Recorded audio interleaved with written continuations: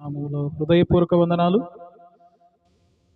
దేవుని గ్రంథములో కొన్ని విషయాలు మనం ధ్యానం చేద్దాం. దయచేసి ముందుకు సర్దుకుండమ్మా, కొంచెం ఇబ్బంది అవుతుందంట వెనుక ఉన్న వాళ్ళకి.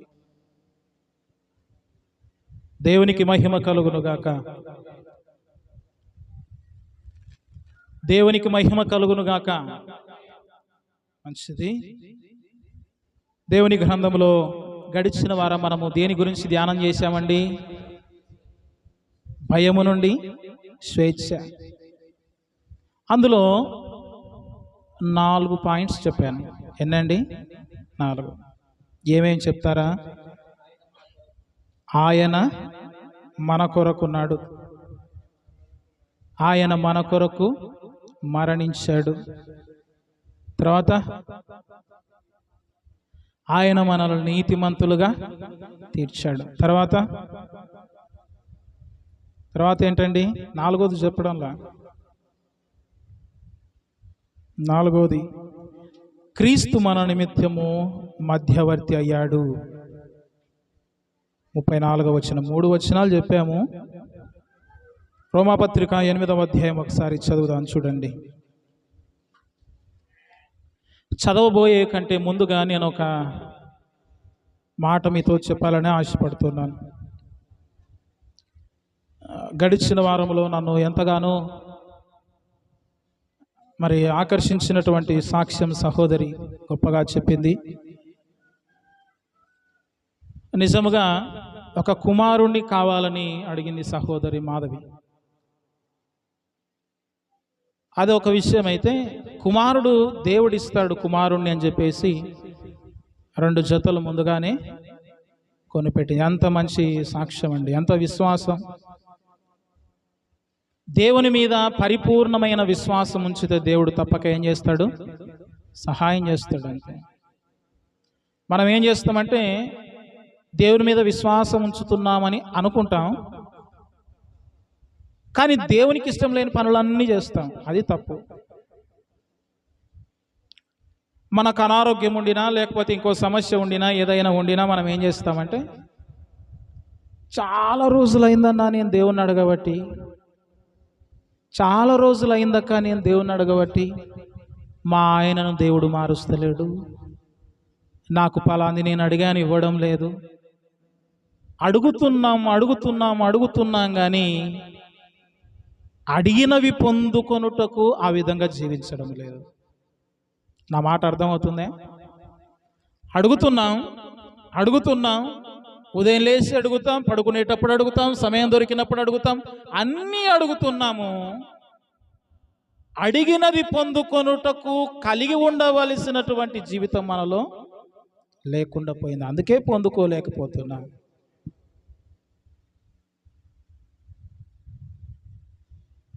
మొదట నా నీతిని, నా రాజ్యాన్ని వెతకండి, మీకేం కావాలో నేను ఇస్తాను. మొదట నా ఆజ్ఞలు గైకొనండి, మీకు ఏం కావాలో నేను ఇస్తానని దేవుడు చెప్పాడు. అవి చేయాలి. మనకు అనారోగ్యం వస్తే డాక్టర్ దగ్గరికి పోతాం. డాక్టర్ దగ్గరికి పోయిన తర్వాత నీకు రోగం ఏదుందో చెప్తాడు డాక్టర్. పలానా రోగం ఉందమ్మా, పలానా ఆపరేషన్ జరగాలి, లేకపోతే పలానా సమస్య నీకుంది అని చెప్తాడు. అలాగ చెప్పినప్పుడు కొన్ని టాబ్లెట్స్ రాసిస్తాడు డాక్టర్. ఏం చేస్తాడండి? రాసిస్తాడు. మొదట మనం ఏం చేశాం? అడిగాం, డాక్టర్ నాకు పలానా సమస్య ఉంది. ఆయన ఏమిచ్చాడు? దానికి పరిష్కారము రాసిచ్చాడు. ఇది పరిష్కారము, నువ్వు ఉదయం ఈ టాబ్లెట్ వాడాలి, పడిగడుపున ఈ టాబ్లెట్ వాడాలి, రాత్రి పడుకునేటప్పుడు ఇది వాడాలి, పలానా ఆహారం తినాలని రాసిచ్చాడు. పాటించకపోతే రోగం నయమవుతుందా? మన మోటు భాషలు చెప్తున్నా. పాటించకపోతే జబ్బు నయమవుతుందా?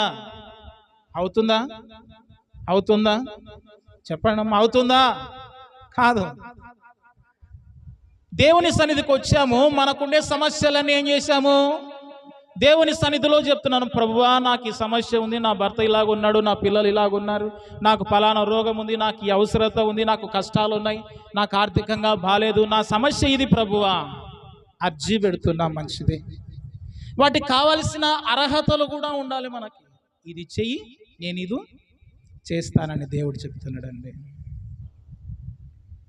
అది మనం పాటించడం లేదు, అక్కడ పడిపోతున్నాం. ఆ విషయం చెప్పాలని నేను చెప్తున్నాను. మంచిది. సరే, దేవుని వాక్యాన్ని మనం ధ్యానం చేద్దాం. రోమాపత్రిక 8వ అధ్యాయము. రోమాపత్రిక 8వ అధ్యాయము 35వ వచనం నుండి చదువుదాం. ఒక వచనము నేను, ఒక వచనం మీరు. మొదటి వచనం నేను చెప్తాను, 35వ వచనం చదువుతాను. క్రీస్తు ప్రేమ నుండి మనలను ఎడబాపు వాడెవడు? శ్రమ అయినను, బాధ అయినను, హింస అయినను, కరువైనను, వస్త్రహీనత అయినను, ఉపద్రవమైనను, ఖడ్గమైనను మనలను ఎడబాపునా?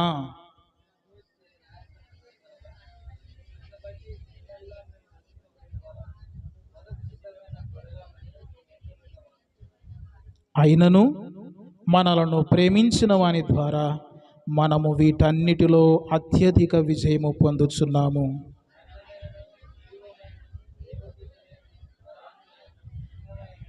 రాబోవునవైనను, అధికారులైనను, ఎత్తైనను, లోతైనను, సృజింపబడిన మరి ఏదైనను మన ప్రభువైన క్రీస్తు యేసునందలి దేవుని ప్రేమ నుండి మనలను ఎడబాప నేరవని రూఢిగా నమ్ముచున్నాను. ప్రార్థన చేద్దాం. మహాగణుడా, మీకు స్తోత్రము నాయనా. ఆరాధనలో తోడుగా ఉన్నారు, స్తుతిస్తున్నాం. కొన్ని నిమిషాలు మీ వాక్యమును మేము ధ్యానిస్తున్నాం. కనికరించండి, మాతో మాట్లాడండి. సంఘానికిని బయట సమాజమునకును అవసరమైన సంగతులు మీరు బోధించండి. నన్ను వాడుకోవాలని, నా బలహీనతలన్నీ దేవా మీరే తొలగించి నన్ను భౌతికంగా ఆధ్యాత్మికంగా బలపరిచి వాడుకోవాలని, కొంత అనారోగ్యం ఉంది, మీరే శక్తిని అనుగ్రహించాలని యేసు ప్రభు నామములో ప్రార్థించి వేడుకుంటున్నాము తండ్రి, ఆమేన్. ప్రియా సహోదరులారా, ఈ 31వ వచనము నుండి 39వ వచనం వరకు నేను ఒక టైటిల్ దానికి పెట్టానండి. ఏమిటి ఆ టైటిల్ అంటే, భయము నుండి స్వేచ్ఛ. ఏంటండి భయము నుండి స్వేచ్ఛ?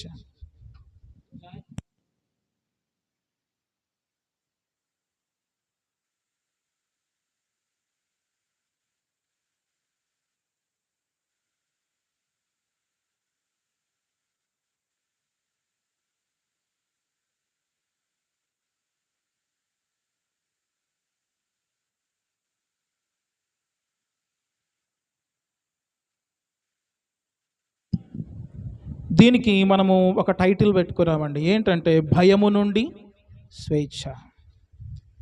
అసలు ఏ భయం ఉంది మనకు? ఒక్కొక్కరికి ఒక్కొక్క భయం ఉంటుందండి. ఏముంటుందండి? ఒక్కొక్కరికి ఒక భయం ఉంటుంది. మనకి భయము, ఈ రోమా పట్టణములో ఉండిన ప్రజలకు కూడా కొన్ని భయాలు ఉన్నాయి. ఏమిటి ఆ భయాలంటే, శిక్ష ఉందేమో, దేవుని నుండి మనల్ని ఎవడైనా వేరు చేస్తాడేమో, దేవుని నుండి ఎడబాస్తామేమో అనే భయం వీరికి ఉన్నట్టు మనం చూస్తున్నాం. అంత మాత్రమే కాదు, దేవుడు మనకు సమస్య వచ్చినప్పుడు ఉంటాడో లేదో అనే భయం ఉంది వీరికి. అయితే పౌలు గారు వీరికి మంచి ధైర్యాన్ని ఇస్తున్నాడండి. ఎందుకు భయపడతారండి? దేవుడే మన కొరకు ఉన్నాడు. ఎంత గొప్ప మాట చెప్పండి. ఒక ప్రధానమంత్రి మన కొరకు ఉంటే ఎంత సంతోషిస్తాం? ఒక ఎమ్మెల్యే మన కొరకు పనిచేస్తే ఎంత సంతోషిస్తాం? ఒక నాయకుడు మన కొరకు నిలబడితే ఎంత సంతోషిస్తాం? కానీ దేవుడే మన కొరకు ఉన్నాడు. భయపడొద్దండి. మన కొరకే తన కుమారునిచ్చాడు, మన కొరకే తన పరిశుద్ధాత్మనిచ్చాడు, మన కొరకే తండ్రి అయిన దేవుడు ఉన్నాడు, అందుకే కుమారుణ్ణి పంపించాడు.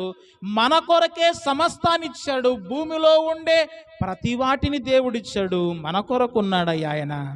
ఎందుకు భయపడతారు? ధైర్యాన్ని ఇస్తున్నాడు. ఇంకేమైనా భయమా మనకు?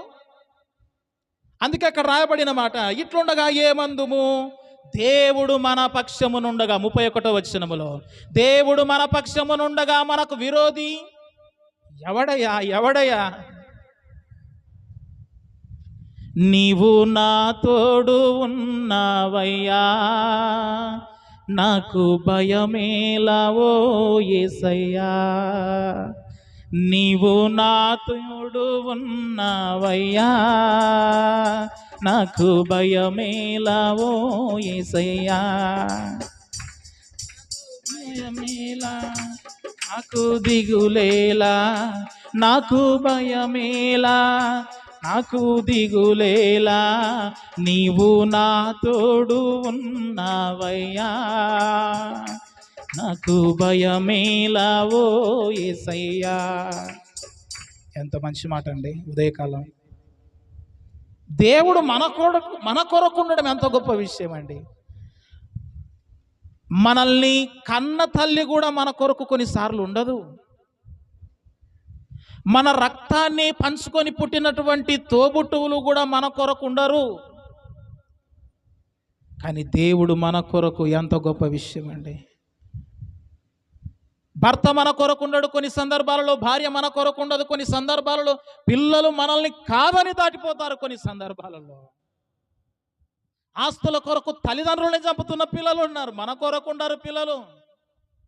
వాళ్ళ కొరకు ఎంతో ప్రయాసపడి ఎంతో కష్టపడి వారిని చదివించి ఉద్యోగాల నిమిత్తం అమెరికా పంపిస్తే వారు చావు బ్రతుకుల్లో ఉండగా, వారు మరణమై ఉండగా చావు కొరకు కూడా రాలేకపోతున్నారు.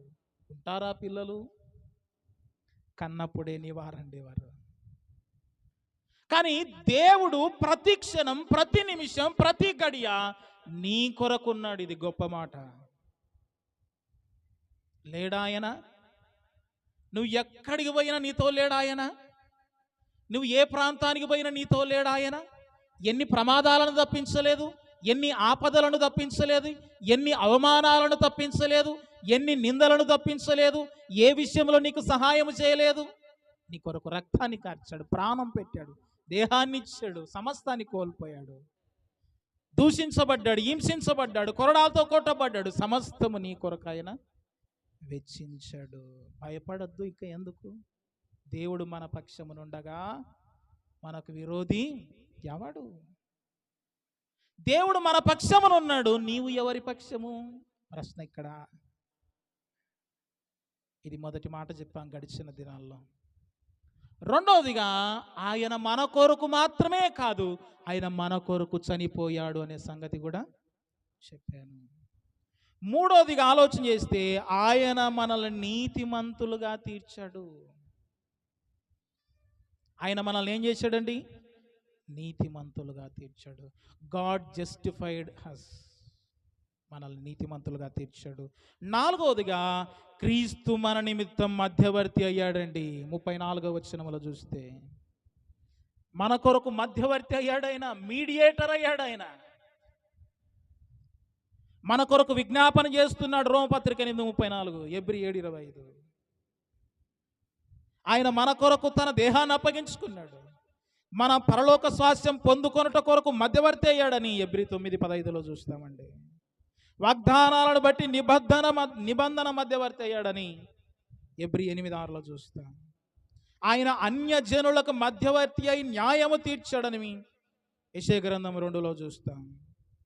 దేవుని గ్రంథంలో 1 తిమోతి పత్రిక 2వ అధ్యాయంలో చూస్తే, దేవునికి నీ నరులకు మధ్యవర్తి ఒక్కడే, ఆయనే యేసుక్రీస్తు. అసలు దేవుడు మన పట్ల ఎంత శ్రద్ధ వహిస్తున్నాడో అర్థమవుతుందా ఇక్కడ? ఎంత శ్రద్ధ వహిస్తున్నాడో. నీలో ఉండినటువంటి ప్రతి కార్యము కూడా దేవుని ద్వారానే జరుగుతుందండి. నువ్వు ఎక్కడ ఏ ప్రాంతానికి వెళ్ళాలన్నా దేవుడే నిర్ణయిస్తాడు. నీకు మగబిడ్డ కావాలా, ఆడబిడ్డ కావాలా, శ్రద్ధ దేవుడు చూపిస్తున్నాడు. నీకు ఎంత ఆరోగ్యం కావాలన్నా దేవుడే శ్రద్ధ చూపిస్తున్నాడు. నువ్వు ఏ కలర్లో పుట్టాలనేది దేవుడే శ్రద్ధ చూపించాడు. ఎన్ని దినాలు భూమి మీద బ్రతకాలన్నది దేవుడే శ్రద్ధ చూపిస్తున్నాడు. నీకెంత కావాలన్నది ప్రతిదీ దేవుడే. అసలు నీ మీద ఎంత జాగ్రత్త ఉంది దేవునికి ఆలోచన చేయి ఒకసారి. మధ్యవర్తి అయ్యాడు, ప్రాణాన్ని ఇచ్చాడు, రక్తాన్ని గార్చాడు, నీ కొరకు ప్రతి పని చేశాడు. ఈ భూమి మీద ఉండే వాటన్నిటిని ఏమని చెప్పాడు? ఏలండయ్యా అని కూడా చెప్పాడు కదా. ఫలించి అభివృద్ధి పొంది భూమిని నిండించండి, ఇవన్నీ కూడా మీ కొరకే అన్నాడు. తన కొరకు ఏమైనా తీసుకున్నాడా? తన కొరకు ఏమైనా తీసుకున్నా? మనం ఏమైనా ఇచ్చామా? సరే, ఒక ప్రాణం విలువ ఎంత? ఎలా కడతారా ప్రాణం? ఎలా కడతారండి ప్రాణం? ప్రపంచంలో గొప్ప ధనవంతుడు ఎవరు చనిపోయారు చెప్పండి? రీసెంట్గా రామోజీరావు గారు చనిపోయారు. మీడియా అధినేత, కొన్ని కోట్లకు అధిపతి అతను దేశంలో. అవునా? ఈ భూమి మీద ఉండినటువంటి వారు ఎంత ధనవంతులైనా కావచ్చు, సమస్తము ఎవరు ఇవ్వగలరు? దేవుడే ఇవ్వగలడు. మనం ఏమైనా ఇచ్చామా ఆయనకు? ఏమైనా తీసుకొని పోతామా? ఏం తీసుకొని పోలేము. ఆయనకి ఇచ్చేంతటి వారం కాదు మనము, కానీ దేవుడు సమస్తాన్ని మన కొరకు ఇచ్చాడు. ఇది తెలుసా నీకు? మనం ఆయనకి ఏమీ ఇవ్వలేదు, కానీ ఒక్కటే ఆయన అడుగుతున్నాడు. ఏమడుగుతున్నాడు? హృదయాన్ని ఆయన అడుగుతున్నాడు. బంగారం అడగలేదు, వజ్రాలు అడగలేదు, హృదయాన్ని అడిగాడయ్యా. ఆస్తులను అడగలేదు, అంతస్తులు అడగలేదు, హృదయాన్ని అడిగాడయ్యా. మనుషులను చేశాడయ్యా. నీకోసం ఏం చేశాడు ఆయన? సమస్తాన్ని ఇచ్చాడు ఆయన. రక్తాన్ని గార్చాడు ఆయన. ఆయన ఏమి నిన్ను అడగడం లేదు, హృదయాన్ని అడుగుతున్నాడు. నీ ధనం అడగడం లేదు, నీ బంగారు అడగడం లేదు, నీ ఆస్తులను అడగడం లేదు. అంటే దీన్ని బట్టి అర్థం చేసుకోవాల్సింది ఏమిటంటే, దేవుడు స్వార్థము లేనివాడండి. ఎలాంటి వాడండి దేవుడు? స్వార్థం లేనివాడు. ఏది ఆయన అడగడం లేదు, నిన్నే, నీ హృదయాన్ని అడుగుతున్నాడు. దేవుడు నిన్ను అడుగుతున్నాడు, నీ కొరకు అన్ని చేస్తానంటున్నాడు, నీ కొరకు నిలబడతానంటున్నాడు, నీ కొరకు వెయిట్ చేస్తాను, నీ కొరకు ఎదురు చూస్తాను, నీ కొరకు ప్రయాసపడతాను, నీ కొరకు విజ్ఞాపన చేస్తున్నాను, నీ కొరకే నా సమస్తం అంటున్నాడు. మధ్యరాత్రి ప్రార్థన చేయి వింటాడు. ఎవడన్నా మధ్యరాత్రి లేపితే వింటాడా? నిద్ర వస్తుంది గోల భయ అంటారు. అవునా లేదా? ఎంత ఓపిక నీ పట్ల ఆయనకు. లోకమంతా నిద్రపోతుంది మధ్యరాత్రి, నీవు లేచి ప్రభువా అంటే పలకడా ఆయన? మనము ఆయన కొరకు జీవించలేకపోతున్నాం, కానీ ఆయన మన కొరకు మాత్రము నిలబడుతూ ఉన్నాడు. ఎంతో ఆస్తిపరులు కూడా వారి జీవితమని కాపాడుకోలేకపోతున్నారు. ఎంత ఆస్తి ఉంది, రామోజీరావు గారికి ఏమన్నా నిలబడిందా ప్రాణం? ఎవడైనా కాపాడాడా? ఎవడు కాపాడలేదు. ఆయనే కాపాడాలన్నా, ఆయనే ఏదైనా చేయాలన్నా ఎవరు శాశ్వతం కాదు. దేవుడు నీ కొరకు ఉన్నాడు, నీవు దేవుని కొరకు బ్రతుకు. నీకు కావాల్సినవన్నీ ఆయనే చూస్తాడు, నీ సమస్యలన్నీ ఆయనే తీరుస్తాడు. సమస్యలను చూసి, ఇబ్బందులను బట్టి దేవుడు నా కొరకు లేడేమో, దేవుడు నా కొరకు ఏమి చేయడేమో, అరే ఘోరమైన పాపులనే ప్రేమిస్తున్నాడు ఆయన. అది గుర్తించడం లేదు మనం. దేవుని కొరకుండు, ఆయన మన కొరకున్నాడయ్యా ప్రతి విషయంలో. ఎవరు మనతో రారనే సంగతి గుర్తుపెట్టుకో. భార్యా బిడ్డలు మాయేరా, లోక నివాసులు మాయేరా. భార్యా బిడ్డలు మాయేరా, లోక నివాసులు మాయేరా. మరచిపోదురు ఒక దినమే, మరచిపోదురు ఒక దినమే అయ్యా.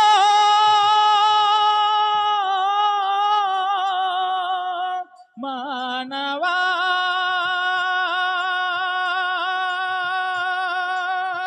మాయేరా, ఇది మాయేరా, మాయేరా, ఇది మాయేరా. రాలిపోదువో నీవు, కూలిపోదువో తెలియదురా నీకు ఏ ఘడియో. కుళ్ళిపోదువో నీవు, కూలిపోదువో, తెలియదురా నీకు ఏ గడియో.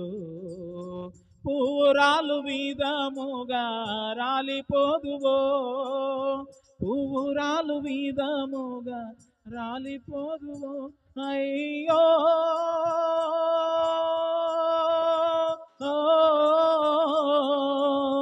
మానవా,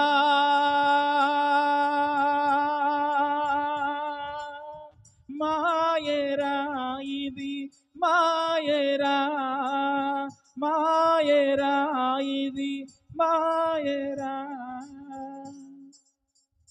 అంత మాయ ఉంది అంత ఈ లోకంలో. దేహం నిలబడదు, ప్రాణం నిలబడదు, కుటుంబం నిలబడదు, ఎవరు నిలబడరు, వెళ్ళిపోతాయి అంతే. కానీ దేవుడు మాత్రం మనతో పాటు ఎప్పుడు ఉంటాడు.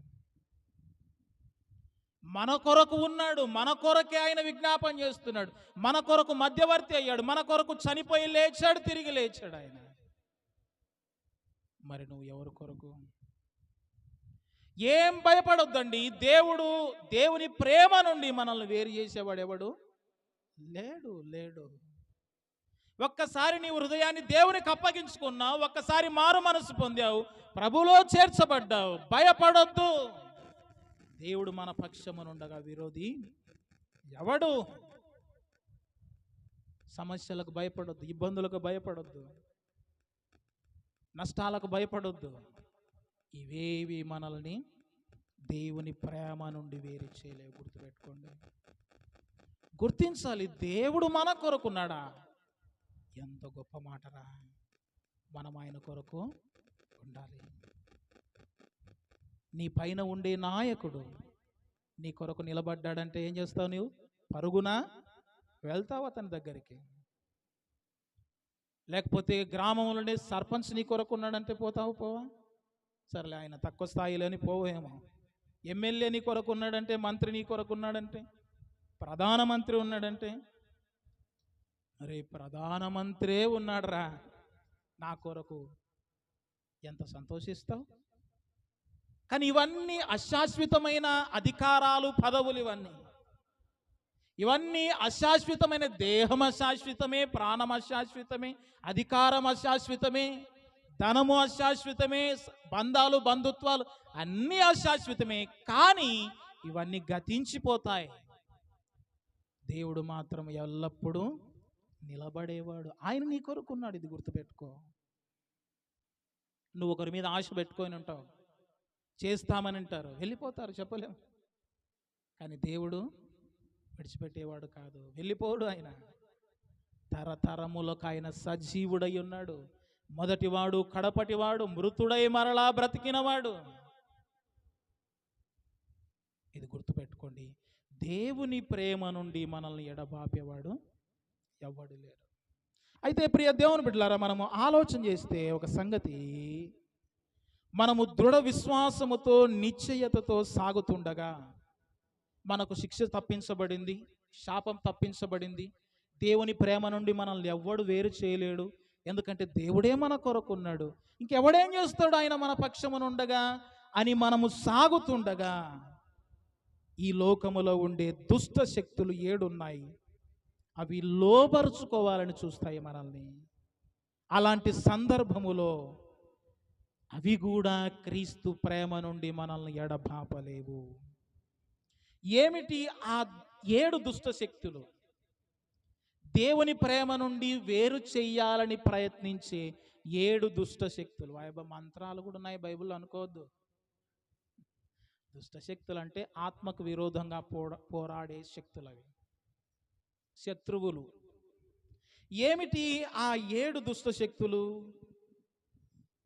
అని ఆలోచన చేస్తే, ఆ 7 కూడా దేవుని ప్రేమ నుండి మనల్ని వేరు చేయలేవు. ఏమిటి ఆ 7 అని ఆలోచన చేస్తే, ఆ 35వ వచనాన్ని చూద్దాం. చూడండి. ఆ క్రీస్తు ప్రేమ నుండి మనలను ఎడబాపు వాడెవడు? శ్రమ అయినను, అక్కడితో ఆగిపోదాం. ఈ 35వ వచనం నుండి 39వ వచనానికి నేను ఒక టైటిల్ పెట్టాను. 5 టైటిల్స్ అని చెప్పాను కదా. 5వ టైటిల్ ఏంటంటే, దేవుడు మనల్ని ప్రేమిస్తున్నాడు, క్రీస్తు మనల్ని ప్రేమిస్తున్నాడు. Christ loved us. దేవుడు మనల్ని ప్రేమిస్తున్నాడు అనేది ఇది 5వ టైటిల్. అయితే ప్రియులారా, వినండి వినండి, ఆలోచన చేద్దాం. 7 దుష్ట శక్తులు దేవుని ప్రేమ నుండి వేరు చేయాలని చూస్తున్నాయి. ఆ 7టిలో మొదటిది ఏంటిరా అంటే శ్రమ. ఏంటండి? శ్రమ అయినను. శ్రమ ఎలాంటిది అంటే, ఇది మానవుని జీవితంలో సహజమైనదండి. ఇది ఏంటండి? మానవుని జీవితంలో సహజమైనది. ఇది కూడా దేవుని ప్రేమ నుండి మనల్ని అస్సలు వేరు చేయలేదు. శ్రమ వచ్చింది అనుకోండి, వినండి వినండి, శ్రమ దేవుని ప్రేమ నుండి వేరు చేయలేదండి. బైబిల్ గ్రంథంలో మనం చూసినప్పుడు 1 కొరింథీ పత్రిక 10వ అధ్యాయము 13వ వచనం చూడండి. 10వ అధ్యాయం 13వ వచనం. సాధారణముగా మనుషులకు కలుగు శోధనలను తప్ప మరి ఏదియూ మీకు సంభవింపలేదు. దేవుడు నమ్మదగినవాడు. ఇది బాగా గుర్తుపెట్టుకోండి. మీరు సహింపగలిగినంత కంటే ఎక్కువగా ఆయన మిమ్మును శోధింపబడనీయుడు. అంతేకాదు, సహింపగలుగుటకు ఆయన శోధనతో కూడా తప్పించుకొను మార్గము కలగజేయను. ప్రియులారా, ఇక్కడ చూడండి, మనం ఆలోచన చేస్తే సాధారణముగా మనుషులకు కలగబోవు శోధన తప్ప మరి ఏది మీకు సంభవింపలేదు, కానీ దేవుడు నమ్మదగినవాడు. శ్రమను గురించి ఆలోచన చేద్దాం, వినండి. ఈ శ్రమ మానవునికి సహజమైనది. శ్రమలు లేని వారు ఎవరైనా ఉన్నారో చెప్పండి. ఒకరికి ఉండదు శ్రమ. ఎవరికి చెప్పండి? సచ్చినోనికి శ్రమ ఉండదు. ఉంటుందా?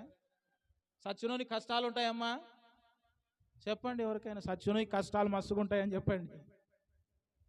ఏముండవు వానికి భౌతికంగా. ఇక్కడ ఎవరికైనా శ్రమ లేదు అంటే వాడు చనిపోయాడు భౌతికంగా, ఆధ్యాత్మికంగా. ఈ శ్రమ అనేది మానవుని యొక్క జీవితంలో సహజమైనది. సాధారణంగా మనుషులకు కలిగే శ్రమలు, ఆ సంభవించబోయేది మనుషులు ఎదుర్కొనగలిగినంతనే దేవుడు శ్రమలు ఇస్తాడు. ఇప్పుడు తండ్రి ఉన్నాడు, కుమారుడు ఉన్నాడు.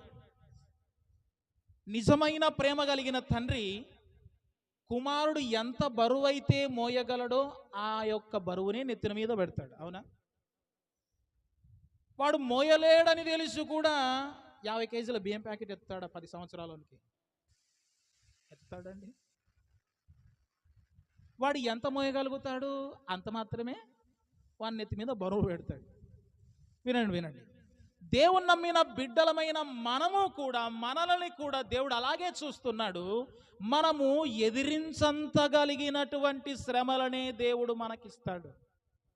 అంత మాత్రమే కాదు, వాటిని ఎలాగూ ఎదుర్కోవాలో కూడా చెప్తానంటున్నాడు. అక్కడ చూడండి, ఒక మాట, మీరు సహించగలిగినంత కంటే ఎక్కువగా ఆయన మిమ్మను శోధింపబడనీయడు. అంతేకాదు, సహింపగలుగుటకు ఆయన శోధనతో కూడా తప్పించుకొను మార్గము.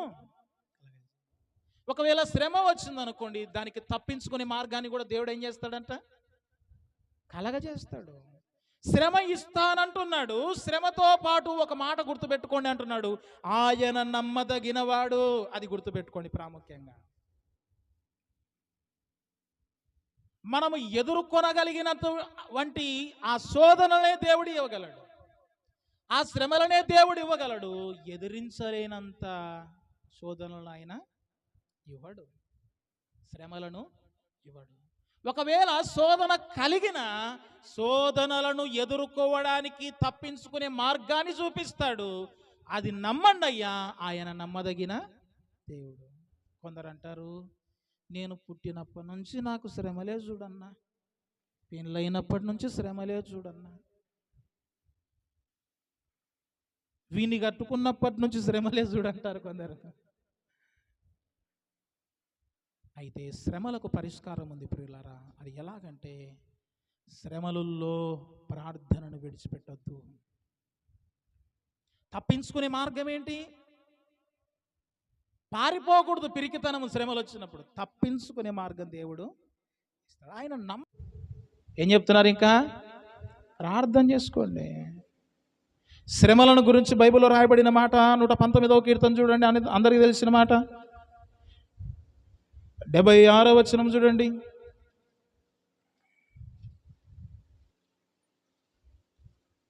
119వ కీర్తన 67వ వచనం అనుకుంటా, చూడండి. 67. ఆ శ్రమ కలగక మునుపు నేను త్రోవ విడిచి తిని ఇప్పుడు నీ వాక్యమును అనుసరించి నడుచుకొనుచున్నాను. శ్రమ ఏంటంటే త్రోవలో నడవడానికి, వాక్యాన్ని అనుసరించి నడవడానికి శ్రమ కలుగక మునుపు నేను త్రోవ విడిచి తిని. ఏదైనా శ్రమ వచ్చిందనుకో, అది ఎందుకొరకు? నీ కొరకే. మంచి మార్గంలో నడవాలని. ఏదో నీలో తప్పు ఉంది, ఏదో వాక్యానుసారమైన జీవితం లేదు నీలో, అందుకొరకే శ్రమ దేవుడిస్తున్నాడు. 71వ కీర్తన 71వ వచనం చూడండి. నేను నీ కట్టడలను నేర్చుకొనున్నట్లు శ్రమ నొంది ఉండుట నాకు మేలాయను. ఈ గ్రంథంలో చాలాసార్లు శ్రమ శ్రమ అని 119వ కీర్తనలు కనపడుతుంది, ఇంచుమించు 7 సార్లు. సరే, శ్రమ మన మంచి కొరకే. ఈ శ్రమలలో కూడా దేవుడు తప్పించుకునే మార్గాన్ని ఇస్తానంటున్నాడు. శ్రమ కూడా దేవుని ప్రేమ నుండి మనలను వేరు చేయలేదండి. పౌలుకు అనేకమైనటువంటి శ్రమలు వచ్చాయండి. ఏమొచ్చాయి పౌలుకి? ఎన్నో శ్రమలు వచ్చాయి. ఆయన లాంటి శ్రమలు మనకు వచ్చాయా? ఆయన లాంటి ఇబ్బందులు మనకు వచ్చాయా? ఆయన ఎన్ని శ్రమలు అనుభవించాడు తెలుసా? ఎంతో ధనవంతుడు పౌలు గారు. వస్త్రాలు లేకుండా కూడా ఉన్నాడు. జాగరణాలు చేశాడు. చెరసాలకు వెళ్ళాడు. స్నేహితులు విడిచి పారిపోయారు. చాలామంది కొట్టడానికి వచ్చాడు. చాలాసార్లు రాళ్ల దెబ్బలు తిన్నాడు. శ్రమ దేవుని ప్రేమ నుండి పౌలు గారిని వేరు చేయలేదండి. మనకి ఏ శ్రమ వచ్చిందని? చిన్న కుటుంబంలో శ్రమ, అంతే. ఆ శ్రమకు పరిష్కారం ఎటు? నీ భక్తి జీవితమే, నీ ప్రార్థన జీవితమే, నీ వాక్యానుసారమైన జీవితమే. అది చేస్తే శ్రమ వెళ్ళిపోతుందండి. కనుక ప్రియ దేవుని బిడ్డలారా, ఈ 7 దుష్ట శక్తులలో మొదటి దుష్ట శక్తి ఏంటంటే దేవుని ప్రేమ నుండి వేరు చేయాలని చూసేది శ్రమ. అపవాది ఏం చేస్తాడు? మొదట దేవుని ప్రేమ నుండి వేరు చేయాలని శ్రమ పెడతాడు. ఏమన్నా ఆరాధనకు రా అంటే మన వాళ్ళు అంటారు, కష్టాలు మస్తుగా వచ్చినాయిలే. ఏమంటారండి? ప్రార్థనకు రానంటే చెప్పనీక లేదన్నా, శ్రమలు మస్తుగున్నాయన్నా, కష్టాలు మస్తుగున్నాయన్నా. కష్టాలు మనుషులకు గాక మానలకు వస్తాయా అంటారు కొందరు. చెట్లకు వస్తాయా, మనుషులకు వస్తాయా కష్టాలు? ఎవరికి వస్తాయండి? నేను చాలాసార్లు చెప్తుంటాను. ఒక యవనస్తురాలు వచ్చి, పెళ్ళైనటువంటి ఒక స్త్రీ వచ్చి అనిందంట పాస్టర్తో, అయ్యగారు శ్రమలు దండిగా ఉన్నాయి, శ్రమలు పోయేటట్టు ప్రార్థన చేయి అనిందంట. అమ్మా, అన్ని శ్రమలు ఉన్నాయి నీకంటే? చాలా ఉన్నాయి, చెప్పని కాదులే. నా భర్త శ్రమ ఉంది, నా పిల్లల శ్రమలు ఉన్నాయి, ఆస్తుల శ్రమలు ఉన్నాయి, అప్పుల శ్రమలు ఉన్నాయి, మస్తుగా ఉన్నాయి, చెయ్యి ప్రార్థన. శ్రమలలో కొట్టుకొని పోవాలి చూడు అని ప్రార్థన అడిగిందంట. శ్రమలు ఏది ఉండకూడదు, వెళ్ళిపోవాలి, మొత్తం శ్రమలే లేకుండా కావాలి నాకు అని. సరే మంచిదమ్మా, కళ్ళు మూసుకొని ప్రార్థన చేసి పాస్టర్ గారు ఇలాగన్నారంట, సార్, దేవా, ప్రభువా, ఈమెకు శ్రమలు ఎక్కువైపోయాయి, కష్టాలు ఎక్కువైపోయాయి, తట్టుకోలేకపోతుంది. ఇంట్లో శ్రమలే ఉన్నాయి, బయట శ్రమలే ఉన్నాయి, యారాన్లతో శ్రమలు ఉన్నాయి, ఇరుగు పొరుగు వారితో శ్రమలు ఉన్నాయి, అప్పుల శ్రమలు ఉన్నాయి, కష్టాలు ఉన్నాయి, రోగాలు ఉన్నాయి. ఇది లేదనకుండా ఉంది శ్రమ. ఇక్కడ ఉంటే ఈమె చాలా కష్టము, శ్రమలు లేని నీ రాజ్యానికి తీసుకుపోయి ఏమని అన్నాడంట. ఆమెనన్నాక, ఏం సార్ నన్ను చంపేస్తావా? నన్ను పరలోకానికి తీసుకుపోయే ప్రార్థన చేస్తున్నావు, పరదేశులం అంటున్నావు అన్నట్టు అని అన్నదంట. ఆయన అన్నాడంట, అమ్మా, ఈ భూమి మీద జీవిస్తున్న నేనైనా, సేవకుడైనా, ఇంకోరైనా దేవుని అంతటి వానికి శ్రమలు తప్పలేదండి. ఈ లోకంలో ఉండిన మనకు శ్రమలు వస్తాయి. ఒకవేళ శ్రమలు వద్దనుకుంటే నువ్వు పరలోకమే బెస్ట్, నీకు అక్కడేమీ శ్రమలు ఉండవు, వెళ్ళిపో. అలాగని చెప్పేసి తనువు జాలించారు చాలామంది స్త్రీలు. అక్కడేం ఉండదు కదని ఈ సమస్యలు వద్దని పోయేటోళ్ళు కూడా ఉంటారు కొందరు. ఉన్నన్నాళ్ళు శ్రమలు ఉంటాయి, తప్పించుకునే మార్గం కూడా దేవుడు చూపిస్తాడు. దేవుడు నమ్మదగినవాడు, నమ్మండి ఆయనను. ఈ శ్రమ కూడా దేవుని ప్రేమ నుండి వేరు చేయదు మనల్ని. శ్రమలు లేకపోతే మన విశ్వాసం నిలబడదండి. పరీక్షలు రాయకపోతే చివరి పరీక్షలో విద్యార్థి ఎలాగైతే ఫెయిల్ అవుతాడో, విశ్వాస జీవితంలో పరీక్షలు రాకపోతే విశ్వాస భ్రష్టులైపోతారు. అంతా బాగుంది, ఆ జీవితం బాగుందని గుడ్డితనం వచ్చేస్తుంది వారికి. అదే శ్రమలు ఉన్నాయనుకో దేవుని దగ్గరికి వస్తాం, కష్టాలు ఉన్నాయనుకో దేవా నాకు ఈ పరిస్థితి ఉంది ప్రభు అని దేవుని దగ్గర మొర పెడతాం. శ్రమ కూడా దేవుని ప్రేమ నుండి వేరు చేయలేదు. ఒకవేళ నువ్వు బైబిల్లో రాయబడింది, శ్రమ దినమున నీవు కృంగిన ఎడలా చేతగాని వాడవగుదువు. శ్రమ వచ్చినప్పుడు ఇంకా నిలబడాలి, ధైర్యంగా నిలబడాలి. ఎందుకు? దేవుడు మన పక్షంగా ఉన్నాడు. చదవండి ఆ మాట, దేవుడు మన పక్షంగా ఉన్నాడు. మనకు విరోధి ఎవడు? శ్రమలు ఏం చేస్తాయి మనల్ని? సమస్యలు ఏం చేస్తాయి మనల్ని? ఎవరేమీ చేయడం లేదు, ఎవరేమి చేయలేరు మనల్ని. అంతే. మనం ఏం చేస్తామంటే, దేవుడు ఎంతో బలవంతుడు, సృష్టిని కలగజేసిన వాడు. ఆయన అంటాడు, ఆకాశము నా సింహాసనము, భూమి నా పాదపీఠం. ఎంత గొప్ప దేవుడు చెప్పండి. ఇంకా భూమి అంటే ఏందో ఆయనకు పాదపీఠం, జస్ట్ కాలు పెట్టుకోవడానికి. భూమిలో మనం ఉన్నాం, ఈ భూమే విశ్వంలో చిన్న ఇసుకొరేనంత. అంత గొప్ప దేవుడు మనకున్నాడు. చిన్న ఇంటిలో ఉండే ఆర్థిక పరిస్థితిని చూసి ఏడుస్తావెందుకు? ఆయన వైపు చూసి బలం తెచ్చుకో. ఆయన ఎంతో బలవంతుడు. ఏమి లేని శూన్యంలోనే సృష్టిని కలగజేశాడు. అవునా? మట్టితో మనల్ని చేసి మనలో నాసికారంధ్రాన్ని ఆ జీవవాయువును ఊదగా నాసికారంధ్రములో జీవము మనలోనికి. ఇన్ని చేసిన దేవుణ్ణి పెట్టుకొని ఆయన మన పక్షమునుంటే, ఆయన మన కొరకు ఉంటే, నా భర్త ఇలాగున్నాడండి, నా భార్య ఇలాగుందండి, మా అత్త ఇలాగుందండి, ఈ కోడలు ఇలాగుందండి, ఇవి చిన్న సమస్యలను పట్టుకొని ఎందుకు నెత్తిమీద ఇంత భారం పెట్టుకుంటావు? శ్రమ ఇప్పటి శ్రమలు ఎన్నదగినవి కాదండి, ఇప్పటి శ్రమలు ఎన్నదగినవి కాదు. ప్రియ దేవుని బిడ్డలారా, నేను ఒక మాట చెప్తాను, మీరు గ్రహించండి. ఒక మాట నేను చెప్తాను మీతో. 117వ సంవత్సరం ఒకటి, క్రీస్తు శకము 117వ సంవత్సరం. అంటే ఇప్పటికి ఎన్ని సంవత్సరాలు? ఇప్పుడు ఎన్నో సంవత్సరం చెప్పండి. అది మొదట చెప్పండి, ఎన్నో సంవత్సరం ఇది?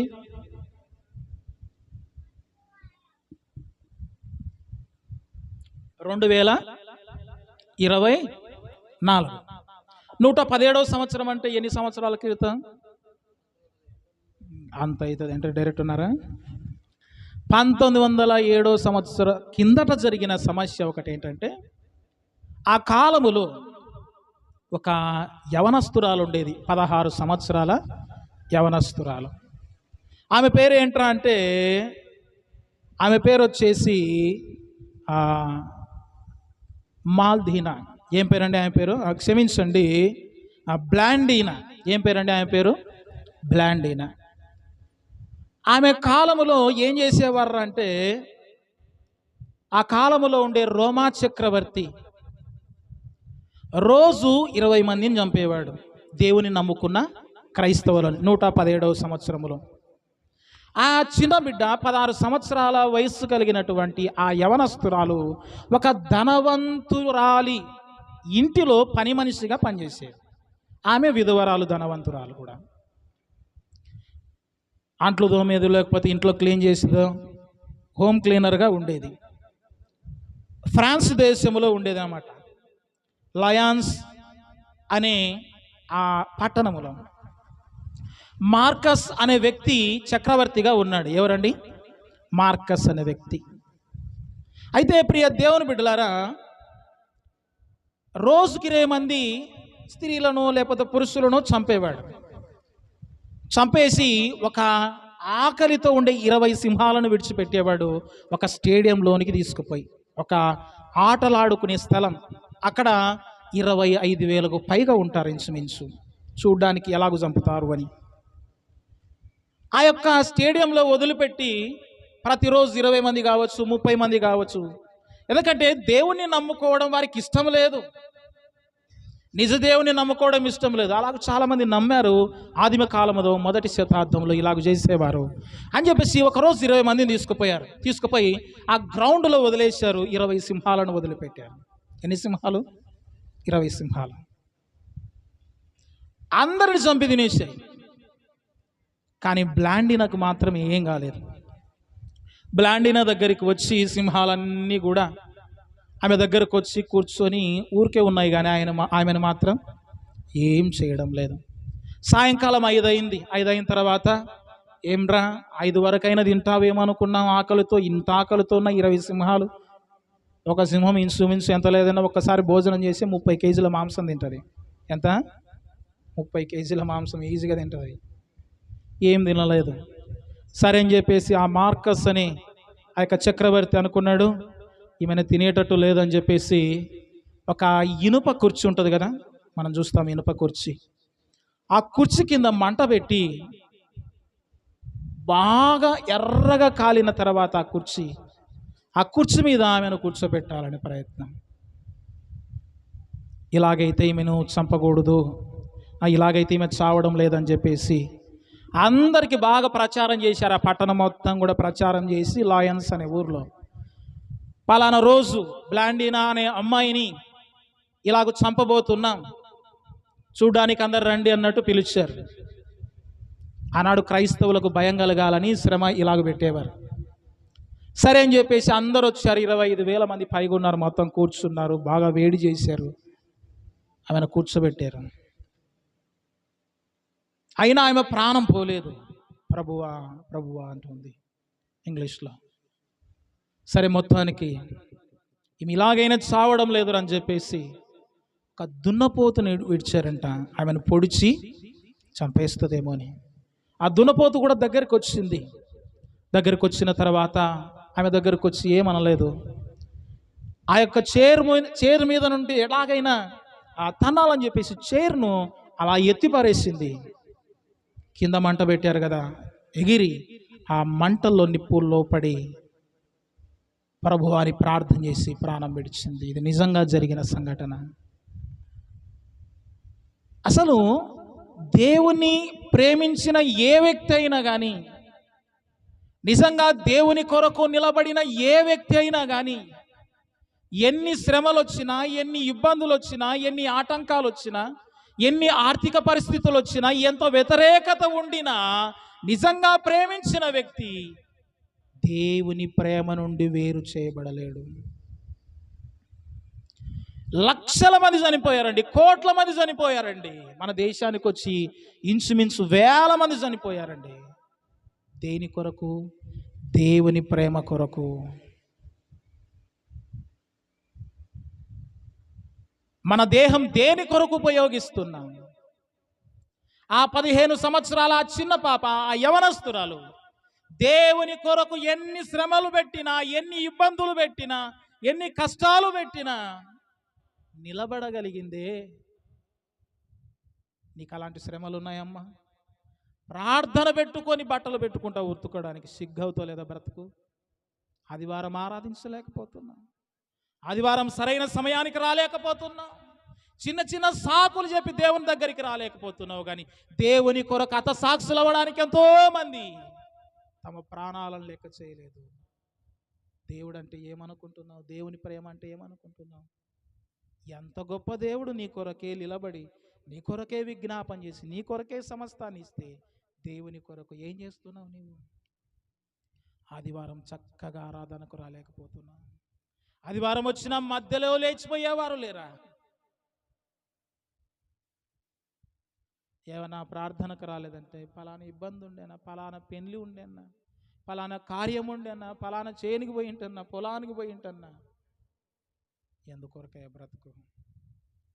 చిన్న శ్రమని ఎదుర్కోలేకపోతున్నావే, ఇంత శ్రమని ఎదుర్కోగలుగుతావా? అయినా దేవుని ప్రేమ మనల్ని వెంటాడుతలేదా?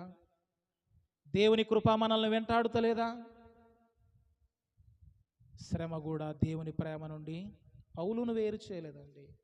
ఇలాగ చెప్పుకుంటే కోకొలండి. ఆమెను ఎందుకు శిక్షించారు తెలుసా? 2 మాటలు చెప్పించడానికి. ఏమిటా 2 మాటలు తెలుసా? యేసు ప్రభు దేవుడు కాదు అని ఒక మాట, రెండో మాట ఏంటంటే నా యజమానురాలు మంచిది కాదు అని చెప్పమన్నారు. ఒప్పుకోలేదండి. చావుకు వెనక్కు వెళ్ళలేదు, ముందుకే వెళ్ళింది. మన జీవితం ఎట్లా ఉంది? ఒకసారి భక్తి జీవితం. చిన్న శ్రమలకే కృంగిపోతున్నావేమో, ఎవడో ఏదన్నాడని ఆ నిందలను పట్టుకొని నిలిచిపోతున్నావేమో, నా కుటుంబంలో ఫలానా సమస్య ఉందని నిలబడిపోతున్నావేమో, నా భార్య నా మాట వినడం లేదండి, నా భర్త నా మాట వినడం లేదండి. ఈ చిన్న చిన్న సాకులేంటయ్యా, ప్రభు కొరకు నిలబడు. దేవుడు సహాయం చేస్తాడు. దేవుడు మన పక్షమునున్నాడు, దేవుడు నీ పక్షమునున్నాడు, నీ కొరకు నిలబడ్డాడు, నీ కొరకు విజ్ఞాపన చేస్తున్నాడు, నీ కొరకు సమస్తము చేయాలనుకున్నాడు. రోమపత్రిక 8:28లో రాయబడింది, ఆయనను ప్రేమించు వారికి అనగా ఆయన సంకల్పము చొప్పున పిలువబడిన వారికి సమస్తమును సమకూడి మేలు కొరకే జరుగుతున్నాయి.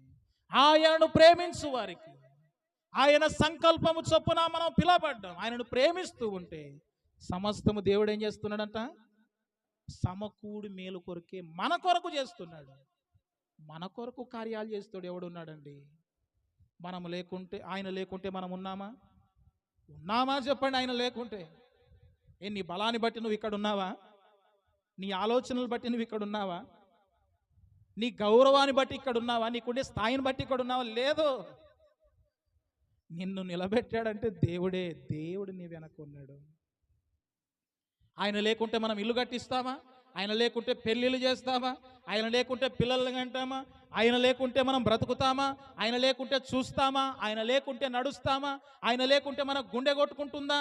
ఆయన లేకుంటే ఏం చేయగలం మనం చెప్పండి? ఏమైనా చేస్తామా? బ్రతుకుంటే కొంత ఆస్తి సంపాదించుకుంటాం అంతే. ఏం చేస్తావా ఆయన లేకుంటే? ఆయనను ప్రేమించు వారికి, ఆయన సంకల్పము చొప్పున పిలువబడిన వారికి సమస్తము సమకూడి మేలు కొరకు జరుగుతున్నాయి. ఆయన మనల్ని ప్రేమిస్తున్నాడు, ఆయన నిన్ను ప్రేమిస్తున్నాడు. ఆయన ప్రేమను అర్థం చేసుకో. జ్ఞానమునకు మించిన క్రీస్తు ప్రేమ మొదట మనం తెలుసుకోవాలని ఎఫెసీ పత్రిక 3:19లో మనం చూస్తాం. దేవుని ప్రేమ తెలుసుకోండి. ఆయనను ప్రేమిస్తే ఆ శ్రమ కూడా క్రీస్తు ప్రేమ నుండి మనల్ని వేరు చేయరు. నిలబడగలుగుతారా శ్రమలకు? నిలబడాలండి. మనం నిజంగా ప్రేమిస్తే శ్రమలు అస్సలు నిలబడు. ఆ సాకులే చెప్పాం ప్రార్థనకు ఎందుకు రాలేంటే. పెళ్ళిళ్ళకు పోతారు, ఏమంటే హాస్టల్లో పిల్లలు ఉన్నారన్న చూడడానికి. ఏమవుతుంది? ఇంకొక రోజు చూసుకోవచ్చు. కానీ దేవుని కలుసుకునే భాగ్యం ఎంత గొప్పదండి. ప్రధానమంత్రిని కలుసుకునే భాగ్యం వస్తే అన్ని విడిచిపెడతావు. దేవుని కలుసుకునే భాగ్యం ఆదివారం విడిచిపెట్టొద్దండి. శ్రమ మనల్ని వేరు చేయలేదు క్రీస్తు ప్రేమ నుండి. రెండో దుష్ట శక్తిని గురించి మనం ఆలోచన చేద్దాం. చూడండి, శ్రమ అయినను బాధ అయినను, డిస్ట్రెస్, బాధ, ఇది ఒక రకమైన పరిస్థితి, మోయలేని స్థితి అయినను క్రైస్తవుడైనందుకు బాధ అనుభవించాలి. ఇది ఒక రకమైన పరిస్థితి అండి. బాధ, శ్రమ అదొక దుష్ట శక్తి. దేవుని ప్రేమ నుండి వేరు చేయాలని చూస్తుంది. అయినా దేవుని ప్రేమ నుండి ఎవడు వేరు చేయలేడు మనల్ని. రెండవది ఏంటంటే బాధ. ఏంటండి? బాధ. కానీ బాధలలో కూడా నెమ్మదిని దయచేస్తానని దేవుడు బైబిల్ గ్రంథంలో చెప్తున్నాడు. 119వ కీర్తన 51వ వచనం అనుకుంటా, అక్కడ రాయబడిన మాట చూడండి. 51, 52 అనుకుంటా.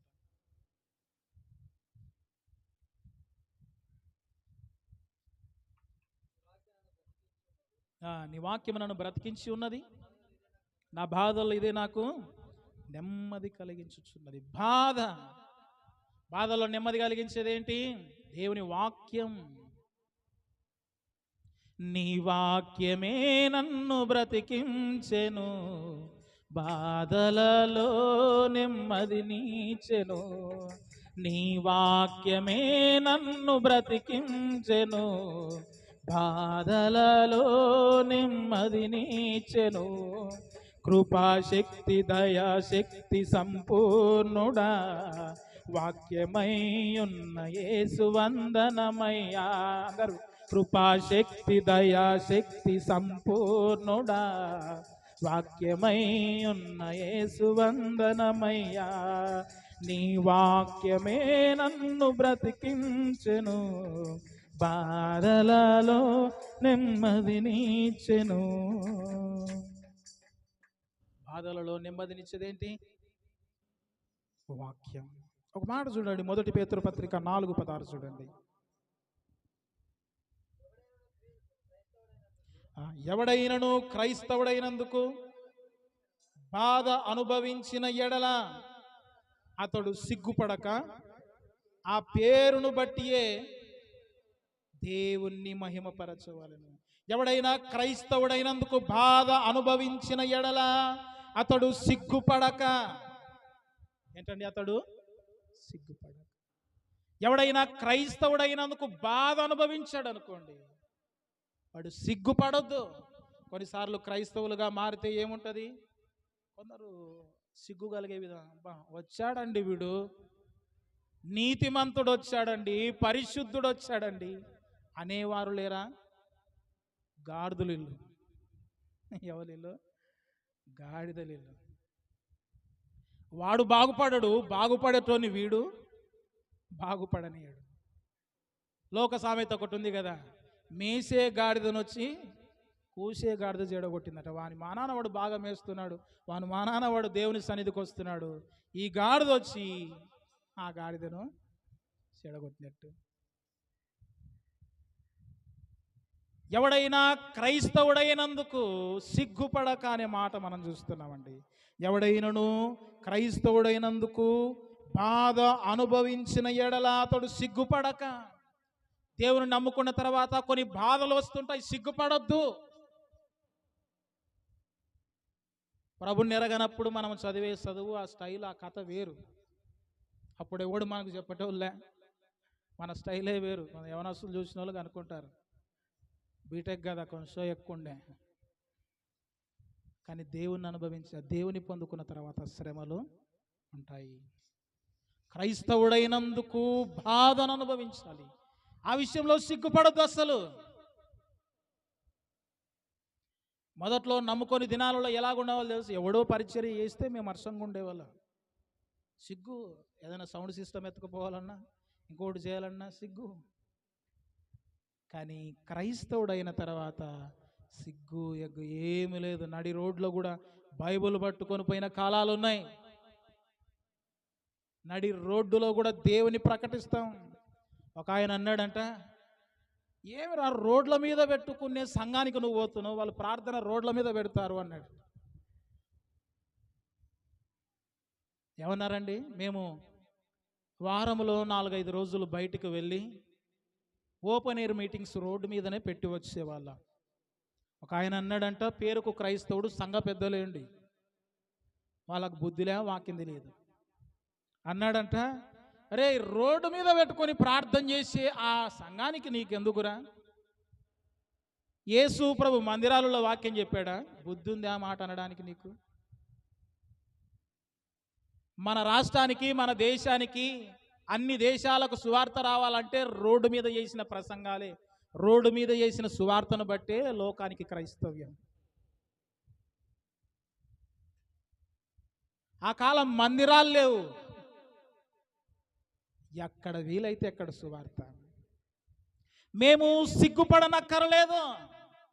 క్రైస్తవుడైనందుకు ఇక్కడ కూర్చున్న ప్రతి వ్యక్తి అస్సలు సిగ్గుపడద్దు. ఆ పేరును బట్టి, ఆ ప్రభువును బట్టి దేవుణ్ణి మహిమపరచాలని చూస్తున్నాం. క్రైస్తవుడైనందుకు బాధ అనుభవించిన ఎడల ఆ విషయంలో అస్సలు సిగ్గుపడద్దు, ఆ విషయంలో అస్సలు బాధపడద్దు. కొందరు ఉంటారు యవనస్తులు, అఫీషియల్గా వస్తారు, ఆఫీసర్స్ లాగా వస్తారు. ఎట్లా అండి? అఫీషియల్గా ఆఫీసర్స్ లాగా. నీ యొక్క ఘనత, నీ పేరు, నీ ఉద్యోగం, నీవు కలిగి ఉండిన స్థాయి మొత్తము మందిరం బేటానే ఉండాలి. మందిరానికి వస్తే అంత సమానం. ఇక్కడ దేవుడు గొప్పవాడేడా, దేవునికి మించిన వాడెవడు లేదు. సంఘములో అందరూ సమానమే. కొన్ని సంఘాల్లో మనం చూస్తాం, వాడు గవర్నమెంట్ అధికారి అనుకోండి, కొన్ని సంఘాల్లో, కొన్ని చర్చిల్లో వానికి ప్రత్యేకమైన కూర్చుంటుంది. వాడు బయట చూసి త్రాగుబోతు వాడు. ఎలాంటి వాడు? వాడు పచ్చి తాగుబోతు, పచ్చి వ్యభిచారి వాడు. అలాంటి వాడిని తీసుకొచ్చి కూర్చేసి కూర్చోబెడతారు. అది అక్కడ చెల్లుతుంది. కానీ నిజమైన సంఘాలలో ఎంత అధికారైనా, ఎంత ఎమ్మెల్యే అయినా, ఎంత ఉన్నత స్థాయిలో ఉండినా, ఎంత పోలీస్ అధికారైనా, ఏ స్థాయిలో ఉండినా దేవుని సంఘములో అందరూ సమానం. భక్త సింగారి సహవాసానికి వెళితే కలెక్టర్ అయిన బాత్రూంలు గడుగుతాడు. మన వాళ్ళకు చిన్న కానిస్టేబుల్ ఉద్యోగం ఉంటే చాలు, అని కుర్చేసి కూర్చోబెడతారు కొన్ని చోట్ల. అందుకే దేవుని గ్రంథంలో మనం చూస్తాం, నాకు రావాల్సిన ఘనత ఏమాయను. దేవుని గ్రంథంలో దేవుని ఘనతను దొంగలించే గాడిదలు వీళ్ళు. ప్రియ దేవుని బిడ్డలారా, క్రైస్తవులమైనందుకు మనమందరము బాధ అనుభవించిన ఎలా సిగ్గుపడొద్దండి. మరొకసారి మాట చదవండి. ఎవడైనను క్రైస్తవుడైనందుకు బాధ అనుభవించిన ఎడల అతడు సిగ్గుపడక ఆ పేరును బట్టి, ఏ పేరును బట్టి? నేను క్రైస్తవుడు అనే పేరును బట్టి దేవుణ్ణి. పరలోకం ఎవరుకుంటుందండి? ప్రభుని నమ్మిన వారికా, ప్రభుని నమ్మని వారికా? క్రైస్తవునికా, క్రైస్తవులుగా లేని వారికా పరలోకం? ఆ పేరును బట్టి దేవుని మయపరచాలి. ప్రభువా, ఒకప్పుడు నేను త్రాగుబోతును, ఒకప్పుడు నేను తిరుగుబోతుని, ఒకప్పుడు ఇష్టానుసారంగా బ్రతికాను ప్రభువా, ఇప్పుడు నువ్వు నన్ను క్రైస్తవునిగా చేశావు అంటే క్రీస్తుని నిన్ను వెంబడించే బిడ్డగా చేశావు నాయనా. ఆ పేరును బట్టి నేను సంతోషిస్తున్నాను నాయనా. ఒకప్పుడు నేను ఎంతో గొప్ప ఉద్యోగస్తుని, దాన్ని బట్టి నాకు సంతోషం లేదు. జక్కయ్యను గురించి ఆలోచన చేసినప్పుడు ఎంత గొప్ప అధికారి అండి. ఒక జిల్లాధికారి జక్కయ్య, ఎంతో ధనవంతుడు జక్కయ్య.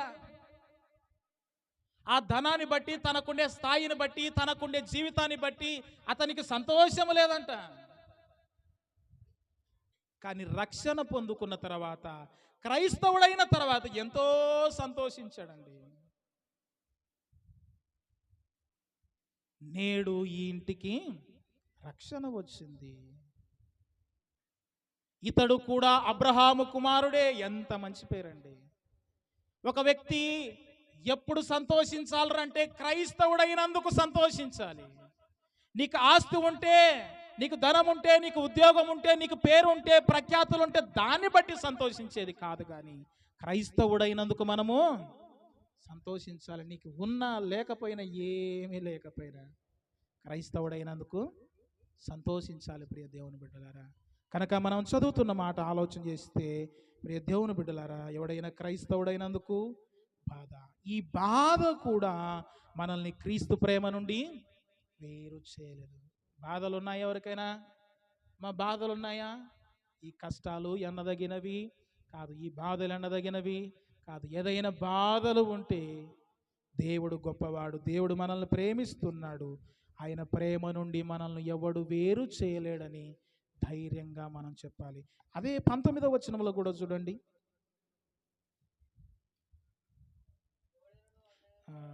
ఇదే అండి, 1 పేతురు పత్రిక 4:19.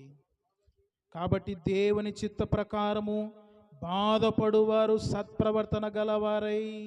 చూడండి, దేవుని చిత్త ప్రకారం అంట బాధపడువారు.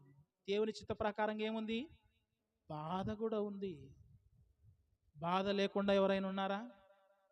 అలాగని చెప్పేసి పొద్దుమూకులు చాలామంది ఏం చేస్తారంటే ఎప్పుడు ఏడుపు ముఖమే. సంతోష హృదయము ముఖమునకు తేజస్సును ఇచ్చును అనే మాట ఉంది. బాధ ఉన్నాయండి, కష్టాలు ఉన్నాయండి, ఇట్లా నీరసించిపోద్దండి. దేవుని ప్రేమ మన పట్ల ఉందని ధైర్యాన్ని తెచ్చుకోండి. బాధలున్నా, కష్టాలుండినా దాన్ని తప్పించుకునే మార్గం దేవుడు చూపిస్తాడు. అది గ్రహిద్దాం. ఇక్కడ కూడా మనం చూస్తున్నాం ప్రియ దేవుని బిడ్డలారా, దేవుని చిత్త ప్రకారం బాధపడువారు సత్ప్రవర్తన గలవారై నమ్మకమైన సృష్టికర్తకు తమ ఆత్మలను అప్పగించుకొనవలెను. నమ్మకమైన సృష్టికర్త, నమ్మదగిన దేవుడు, నమ్మకమైన వాడు, నమ్మకమైన దేవుడవైనా నీవే చాలు యేసయ్యా, నమ్మకమైన దేవుడవయ్యా, నీవే చాలు యేసయ్యా. ఏ స్థితి నేనేమయ్యున్నా, ఏ స్థితిలోనున్నా, ఇంకేమి కోరుకోనయ్యా, అసలు ఇంకేమి కోరుకోనయ్యా. అప్పగించుకోవాలి. బాధ వచ్చిన, శ్రమలు వచ్చిన దేవుని ప్రేమ నుండి మనల్ని వేరు చేయలేదు. చివరిగా ఒక్క మాట చెప్పి వచ్చే వారం మిగిలింది చెప్తాను. 2 విషయాలు చెప్పాను ఇంతవరకు. ఏమిటి? ఒకటి, శ్రమ దేవుని ప్రేమ నుండి వేరు చేయలేదు. రెండవది, బాధ. ఎన్ని బాధలైనా ఉండని, ఎన్ని ఇబ్బందులైనా ఉండని, క్రైస్తవుడైనందుకు బాధను అనుభవించాలి. 2:20 చూడండి, మొదటి పేతురు పత్రికలోని 2:20, 20:21. అలెక్స్ కూర్చో. తప్పిదమునకై దెబ్బలు తినినప్పుడు మీరు సహించిన ఎడల మీకేమి ఘనము?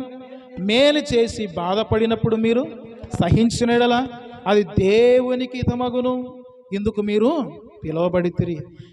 క్రీస్తు కూడా మీ కొరకు బాధపడి మీరు తన అడుగుజాడల యందు నడుచుకొనున్నట్లు మీకు మాదిరి ఉంచిపోయాను. ప్రియ దేవుని బిడ్డలారా, ఇక్కడ మనం ఆలోచన చేస్తే, తప్పిదమునకై ఒకడు దెబ్బలు తిన్నాడు అనుకోండి, వాటిని సహించినప్పుడు, మేలు చేసి బాధపడినప్పుడు మీరు సహించినలా అది దేవునికి హితమగును. ఇందుకొరకే మీరు పిలువబడితిరి. కొందరిని మనం చూస్తుంటాం, తప్పు చేసి దెబ్బలు తిన్నాడు అనుకోండి, తప్పు చేసాడులేరా, దెబ్బలు తిన్నాడులే, అయిపోతుంది అక్కడికి. కొందరు అంటారు, నేను ఏమి చేయకపోయినా తిట్లు తిన్నా, నేను ఏమి చేయకపోయినా దెబ్బలు తిన్నా, నేను ఏమి చేయకపోయినా మాటలు అన్నా. ఈ మాటలు వస్తుంటాయి కదా. మంచి చేసి దెబ్బలు తింటే అది దేవునికే హితమగునండి. తప్పు చేసి దెబ్బలు ఎవడైనా తింటాడు కదా. తప్పు చేసే దెబ్బలు ఎవడైనా తింటాడు, తప్పక అది జరుగుతుంది. అది కాదు కావాల్సింది. బాధ అంటే ఏంట్రా, దేవుని నిమిత్తం బాధ అనుభవించడం ఏంట్రా అంటే, మంచి చేసి దెబ్బలు తినడం కూడా అది దేవునికే హితమగునండి. క్రీస్తు కూడా అంటే ఏం రాయబడింది? క్రీస్తు కూడా మీ కొరకు బాధపడి మీరు తన అడుగు జాడల యందు నడుచుకొనున్నట్లు మీకు మాదిరి ఉంచిపోయాను. క్రీస్తు కూడా బాధపడ్డాడా లేదా మన కొరకు? ఆయన ఏమైనా తప్పు చేశాడా చెప్పండి? ఆయన ఏమైనా అన్యాయం చేశాడా? ఆయన ఏమైనా పాపం చేశాడా? ఆయన ఏమైనా కీడు చేశాడా? ఏమి చేయలేదండి. ఆయన మన కోసం బాధపడ్డాడా లేదా? ఇప్పుడు ఆయన మనకు మాదిరి ఉంచిపోయాడా లేదా? వినండి. ఆయన మనకు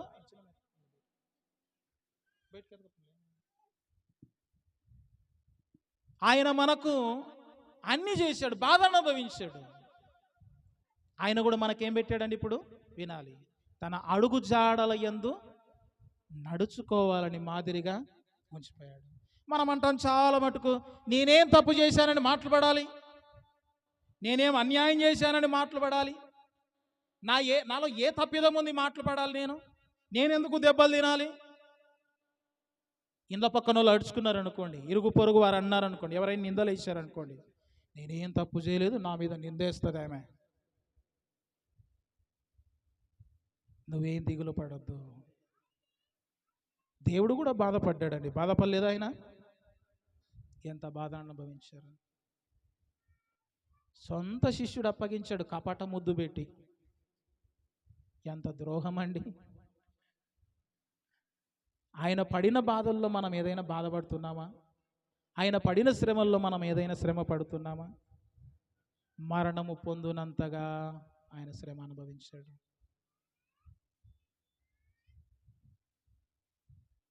ఎంత ప్రేమ! నీకు ఒకసారి ఇది జ్ఞాపకం చేసుకోలేవా? దేవుడే శ్రమ పొందాడు కదా.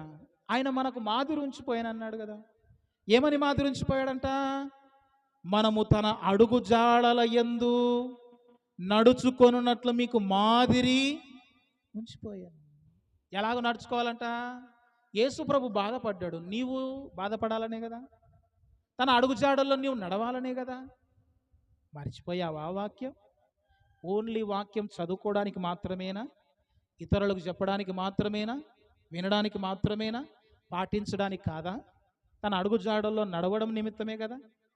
కనుక ప్రియులారా, ఈ బాధ కూడా దేవుని ప్రేమ నుండి మనల్ని వేరు చేయలేదు. మూడో విషయం ఏంటంటే, అక్కడ చూడండి, రోమపత్రిక చివరి మాటగా మూడో విషయం ఈ రోజుకు నేను చెప్పి ముగిస్తాను. 8:35 శ్రమ అయినను, బాధ అయినను, హింస అయినను, హింస,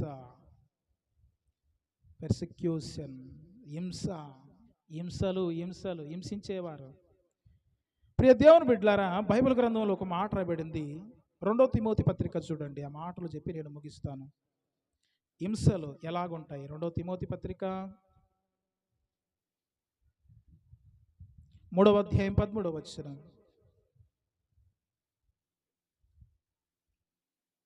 3:13. అయితే ఆ ఆ ఆ ఆ ఆ ఆ ఆ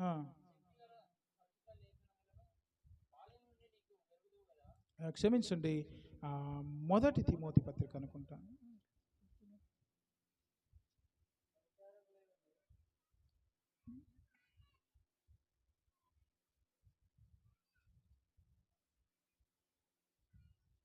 ఒక మాట చూడండి, క్షమించండి, 2 కొరింథీ పత్రిక 12:20 చూడండి, 12:10.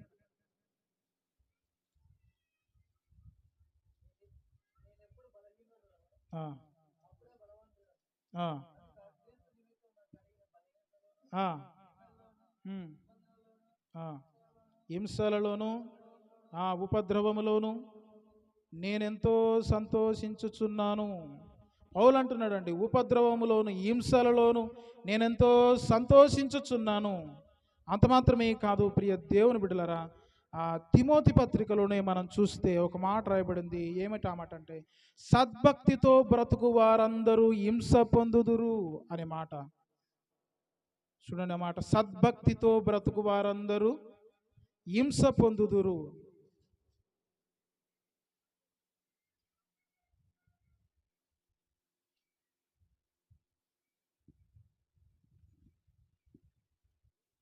సరే, మీరు తర్వాత చదవండి ఆ మాట.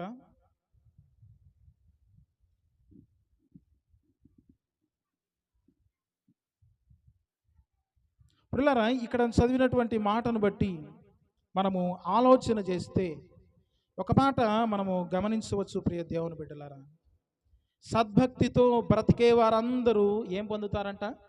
హింసను పొందుతారండి. అంటే మనం భక్తితో బ్రతుకుతున్నప్పుడు, మంచి భక్తితో ఉన్నప్పుడు హింసలు వస్తాయి, కొందరు హింసిస్తారు మనల్ని. కానీ పౌలు అంటున్నాడు, హింసలలోనూ నేను సంతోషిస్తున్నానని 2 కొరింథీ పత్రిక 12:10లో మనం చూస్తున్నాం. హింసిస్తే సంతోషమా? హింసలలోను, ఉపద్రవములలోను నేను సంతోషిస్తున్నాను అనే మాట మనం చూస్తున్నాం ప్రియ దేవుని బిడ్డలారా. కనుక దేవుని మాటలు వింటున్న నీవు నేను కూడా ఆలోచన చేద్దాం. దేవుని మాటలు 12వ వచనం 3:12లో 2 తిమోతి పత్రిక, క్రీస్తు యేసునందు సద్భక్తితో బ్రతుకును ఉద్దేశించు వారందరూ హింస పొందుదురు అనే మాట చూస్తున్నామండి ఇక్కడ. అంటే క్రీస్తు యేసునందు సద్భక్తితో, అంటే మంచి భక్తితో బ్రతకాలనుకున్నామనుకోండి, ఏమొస్తాయండి? హింసలు వస్తాయి క్రైస్తవులకి. కనుక హింస కూడా దేవుని ప్రేమ నుండి వేరు చేయలేదు, శ్రమ కూడా దేవుని ప్రేమ నుండి వేరు చేయలేదు, బాధలు కూడా దేవుని ప్రేమ నుండి వేరు చేయలేదు. దేవుడు మన కొరకు ఉన్నాడు, దేవుడు మన పక్షమునున్నాడు, దేవుడు మన కొరకు చనిపోయాడు, మన కొరకు న్యాయము తీర్చాడు, మనల్ని నీతిమంతులుగా తీర్చాడు, మనకు మధ్యవర్తి అయి ఉన్నాడు. ఎందుకు భయపడతారయ్యా? దేవుని మీద ఆధారపడదాం, మన ఆత్మలను దేవునికి అప్పగించుకుందాం. ఎవడేం చేయలేరు, ఎన్ని శ్రమలు ఏం చేయలేవు. ఈ విషయం గుర్తుపెట్టుకొని ప్రతి విషయంలో మనం దేవునికి ఇష్టంగా దీవిద్దాం. దేవుడు మన కొరకై కొన్ని మాటలు దీవించి ఆశీర్వదించునుగాక. ఆమేన్. తలలు